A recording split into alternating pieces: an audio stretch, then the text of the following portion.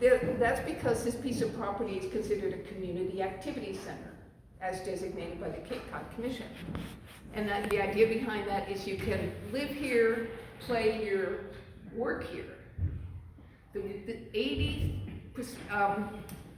what's the percentage? 87% of these units are market rate, right, Felicia?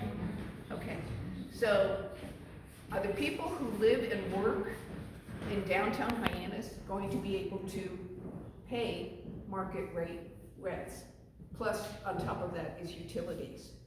What is market rent? $9? What is market rate? Well, I did look, the new buildings on Pleasant Street. Mm-hmm. Yeah. One bedroom start at $2,200, go up to around $2,700. Then two bedrooms start around $2,200, go up to $3,500. And they've already rented the 3 bedrooms. Okay. So I rent apartments in Hyannis, and all the Hyannis people I know, they're struggling at $1,500. So I don't know where they're going to get local people to rent these. They might bring people in and expand the Cape Cod population because now they've got a place for what they might think is a fancy So apartment. I think you make a very good point, and it's asking the right questions. Because when you hear the developer talk about what they are proposing, this will meet the housing needs. Whose housing needs? Where's the affordable housing? It's only 13%. There's no way that they can regulate who can live there. So if you're somebody who can afford to live there, and maybe you're downsizing, and your housing could go on the market, it doesn't say that you as a Hyannis resident will get that spot. Somebody from off Cape could easily come in and rent it, have enough money to rent it, and maybe not use it very much, but take that needed housing off the market for the people who need it. Another thing we haven't talked about, Brian, watch my time, is the Irish Village has moved into the hotel and conference center, okay? The people who own it, great, two great gentlemen. They have 232 hotel rooms. They're renovating it, it's getting more popular. Angela checked their website, they've got a lot of activities proposed. There's gonna be a St. Patrick's Day parade and a lot of events. Okay, they've got 232 hotel rooms. The conference center has 12,000 square foot of conference center space, plus the meeting rooms in the hotel, and about 380 parking spaces. So we're gonna have a lot of activity there. We've got a hotel conference center across from the Melody tent, all right? And then you have the Sturgis School over here. Mm-hmm. Busy area, Yeah.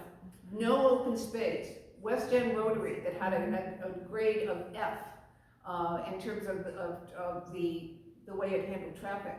And yet you're going to take the one open space that's tucked back there where the wildlife lives that helps us protect our waterways, and you're going to build the biggest housing complex on Cape Cod.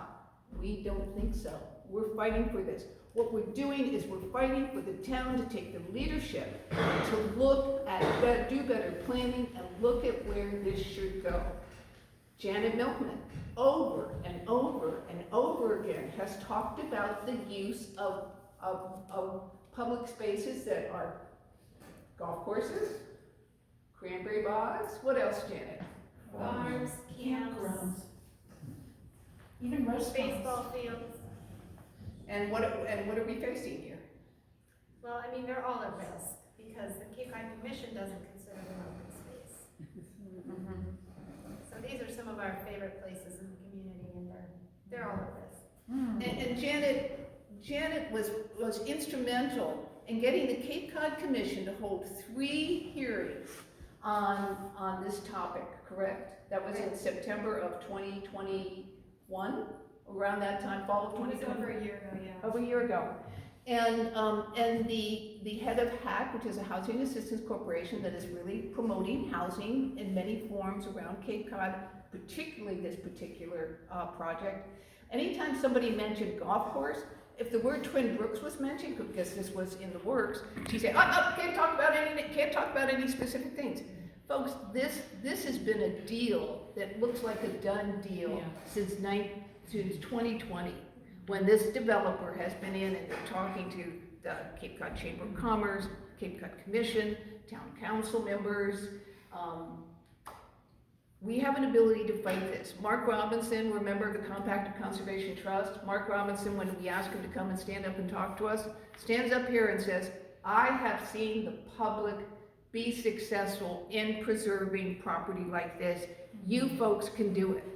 We can do it, but we can only do it with your help. We can only do it with your voice. We can only do it with you talking to your friends and your neighbors and saying, asking the question, why do you live here? What do you like about it? And what do you want for the future of Cape Cod? I've talked a lot.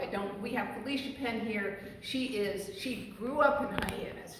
She has incredible credentials in terms of working with the town on various boards. She knows her facts, one side, up and down. So, Felicia, I'll let you speak. I don't want to take too much of these folks' time.